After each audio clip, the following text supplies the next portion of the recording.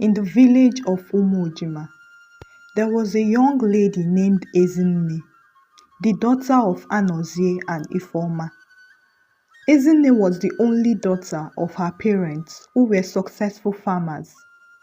Ezinne was a beautiful and well-behaved lady.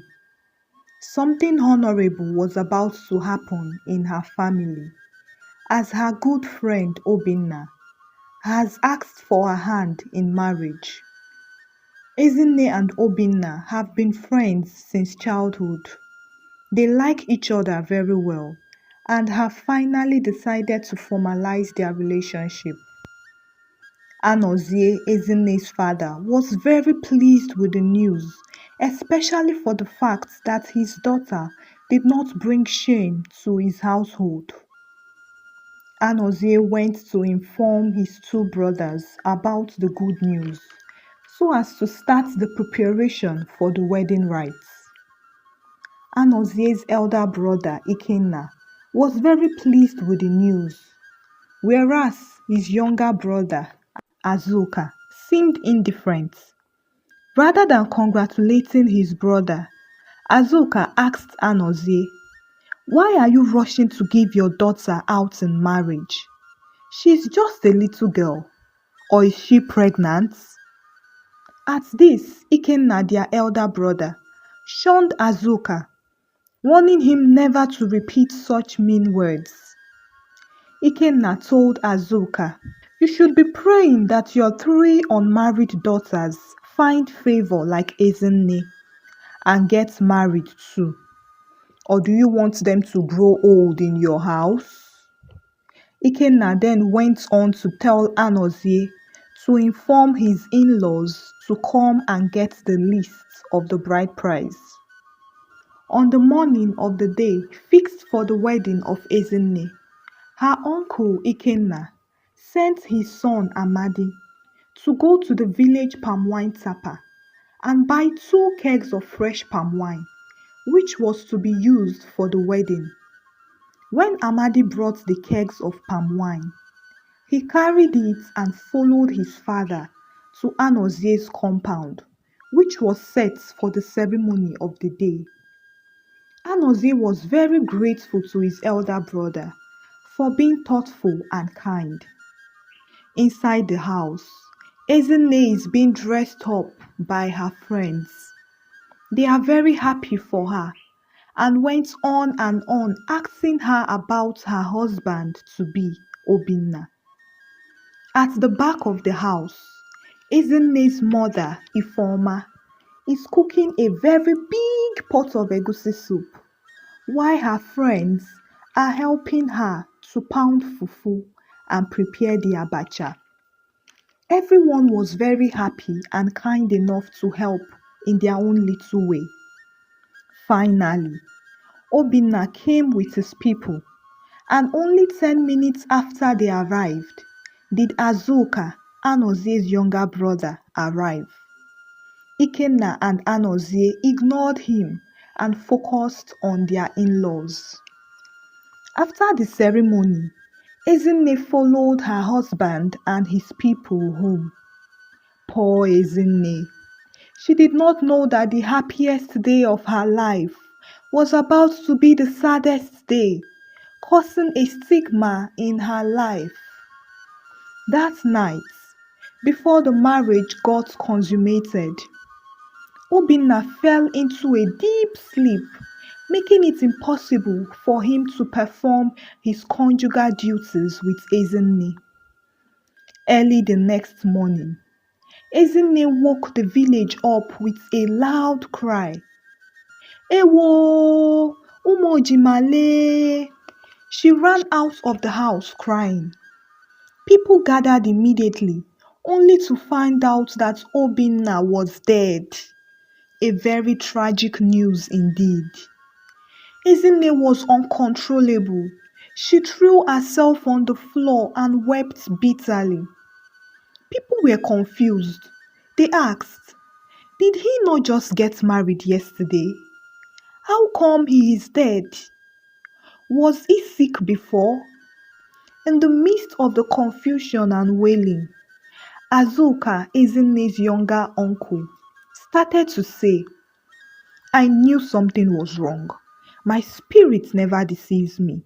I was never in support of this marriage. Now look at what has happened. His wife, on hearing him, quickly pulled him away and begged him not to say such things again, to avoid people accusing him of having a hand in the tragedy. Azuka shrugged his shoulders and left. It was the law in Umojima that on the account that a marriage was not consummated before the husband dies, the woman is to return to her father's house.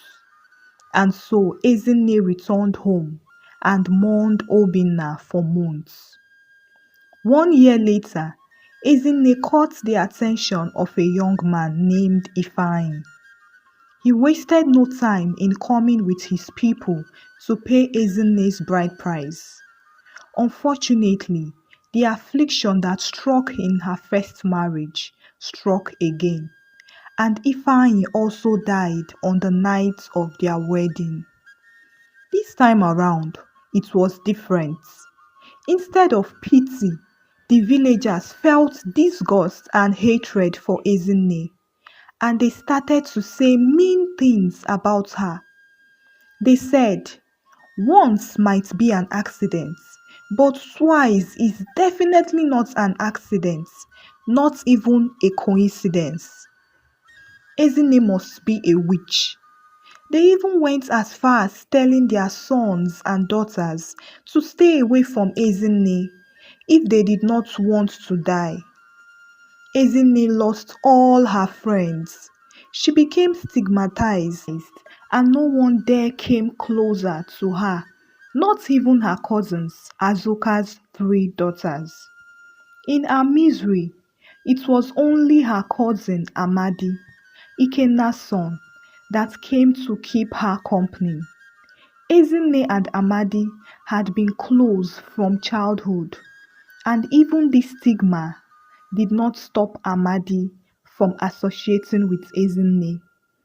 He saw her as the younger sister he never had.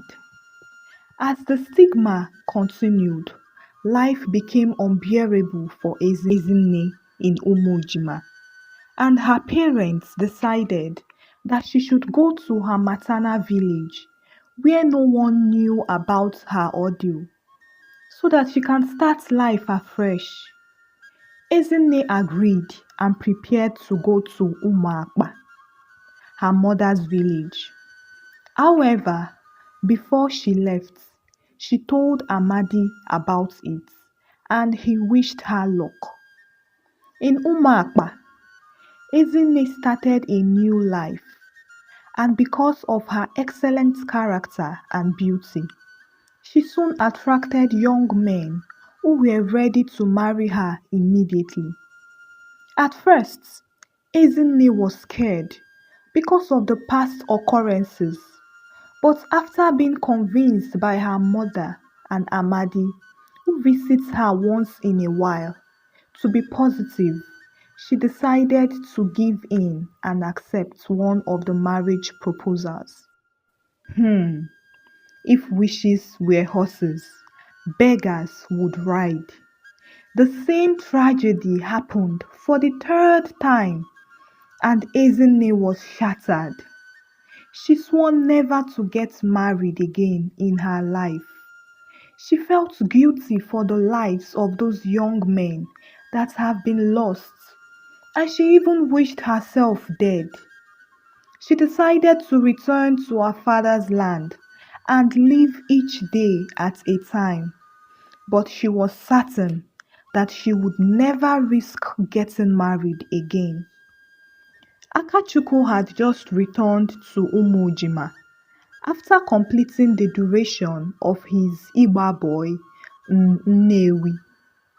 He has been observing Ezinne for a while now and noticed that she seemed different and detached, unlike other girls in the village. He knew there was something special about her, and he soon began to ask people about her. To his surprise, Anyone he asked screamed "Tufiakwa" and immediately walked away. He was confused and decided to ask his mother. When he described Ezinne to his mother immediately flared up, warning him never to talk about her again. Akachukwu was shocked and asked his mother the reason for her outbursts. She didn't say anything. Akachukwu asked, "Is she an outcast?" His mother replied, "She is worse than an outcast. Just listen to me and don't ever ask about her again." Akachukwu was baffled, but he decided that night to get to the bottom of the matter. The next day, he went to the road that leads to Ezinne's family's farm, waiting for when Ezinne would pass the road. He had not waited for long when he saw Ezinne approaching. He went up to her, but as he tried to speak, she turned to the opposite direction and ran away. Akachukwu looked on, more confused than he was before. He was not going to give up, so the next day he went and hid in her father's farm, waiting for her to come.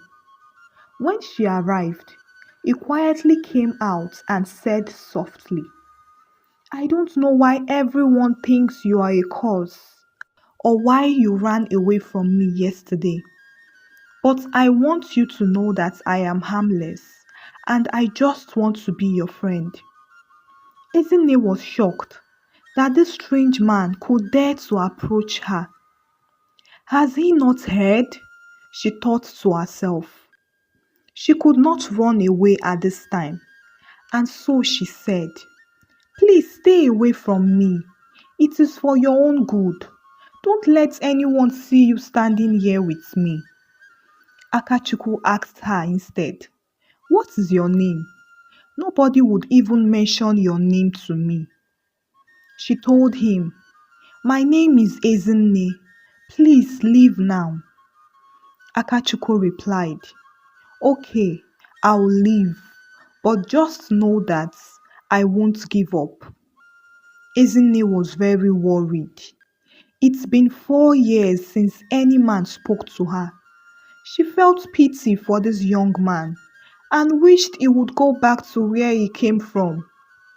Akachukwu, on the other hand, was very determined to break the conspiracy of silence around Ezinne. And so he went to the village bar, bought a cup of palm wine for the well-known village drunkard. With this, the drunkard told him that Ezinne had married several husbands, but they all died on the wedding night. He went on to warn him not to say a word about this to anyone, as it was an abomination in the village. At that instant, Akachukwu understood the reason for the discrimination, but he found it weird that nobody has tried to help her. The next time he saw Ezinne, he told her that he knew about the problem she has, but he is not afraid as he will help her and marry her. Ezinne was shocked and she went off to tell her mother about this. Her mother was shocked too, but she told Ezinne to loosen up and watch how things unfolded. Who knows? He might be destined to put an end to all these things. From that day, Ezinne started to loosen up, and she and Akachukwu grew closer. People soon began to see them together, and they started to talk. When Akachukwu's mother found out, she was livid and scolded Akachukwu. She even went as far as going to warn Ezinne's mother to tell her witch daughter to remove the spell she has cast on her son. However, in spite of his mother's warning and cries, Akachukwu was bent on marrying Ezinne. What they did not know was that Akachukwu had already told his pastor at Nnewi, and his pastor assured him that the evil spirits responsible for this must be exposed. The next day, Akachukwu went to see Ezinne. He told her that he wants to come and see her people. But before Ezinne could protest, he told her that before the marriage, he would like to invite a powerful man of God to pray in her father's house, if she doesn't mind. Ezinne sighed and said, we have called several native doctors before and pastors, but nothing changed. How am I sure that this one will save anything? I don't want to lose you. I'll prefer we remain friends and you are alive than to get married and lose you. Please, Aka, it is for your own interests. Akachukwu looked at her and assured her, just trust me, we will conquer it together this time. On the appointed day, the pastor came with 2 prayer warriors and Akachukwu led them to Ezinne's house. Ezinne had already informed her parents and they were all waiting for Akachukwu and the pastor. They arrived shortly and soon began to pray. As the prayer intensified, the pastor got a revelation and called their attention to it. He said, there is an enemy within, a friendly enemy who has tormented for long. Ezinne and her parents looked at themselves with confusion on their faces. The pastor continued, do you have any other family member?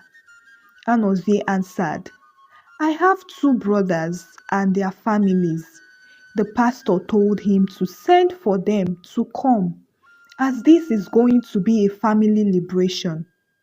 Ikenna and Azuka soon arrived with their wives and children, all looking confused. As soon as they reached, the pastor intensified his prayers, supported by his 2 prayer warriors. What happened next shocked everyone. Azuka grew impatient and wanted to leave. When Ikenna started to shout, who brought this man here? He has not even finished speaking when he fell to the ground in pain, screaming for help. Everyone was surprised, and Anozie wanted to help his brother up when the pastor stopped him. Don't touch him, the pastor said. God will expose the secret enemy today. Speak in the name of Jesus. Ikenna then started to confess. Please forgive me. I don't know what possessed me to do what I did. I was jealous of my brothers because they had daughters while I had none. I was jealous that their daughters would marry men who would start bringing lots of gifts for them. I casted a spell on Ezinne that made all her husbands to die on their wedding nights. At this point, Ezinne fell to the ground crying, while everyone shouted, Eh? Ikenna continued. When she went to Umakpa, I still got information about her from Amadi, my son, and I was able to manipulate her wedding from here. That was why I wasn't bothered about stopping Amadi's friendship with Ezinne. He was my eyes. I also made Azuka's 3 daughters to remain unmarried. I casted a spell on them that made them look ugly whenever any man sees them. Please forgive me, I regret my actions. Everyone was shocked and scared, including Amadi and his mother. The pastor went on to pray for the spells to be broken and also for Ikenna to be forgiven. After the pastor and his group had left, Ikenna called his brothers and their families and begged for everyone's forgiveness. Azuka was more angry because his elder brother had always acted in a righteous manner, not knowing that he was the real devil. However, after much pleading, they all forgave him and reconciled. Akachukwu came with his people to pay Ezinne's bride price, and they became married. The next day after their wedding, Akachukwu was the first to wake Ezinne up. On seeing him alive, Ezinne heaved a sigh of relief. Akachukwu later opened a shop in Nnewi, and he took Ezinne with him to live in Nnewi. Azuka's daughters also started to attract suitors, and in less than 1 year, they all got married. The moral of this story is for us to be careful with whom we trust. Most times, the people we think are our enemies might be harmless, while those friendly ones can be the real enemies. Also, whenever someone wants to harm us, the easiest way for them to get information about us is through our friends. So be careful to not reveal too much information to your friends. Thank you for watching. What moral lesson can you deduce from this story? Share with us in the comment section. Subscribe for more stories. Like and share to your loved ones.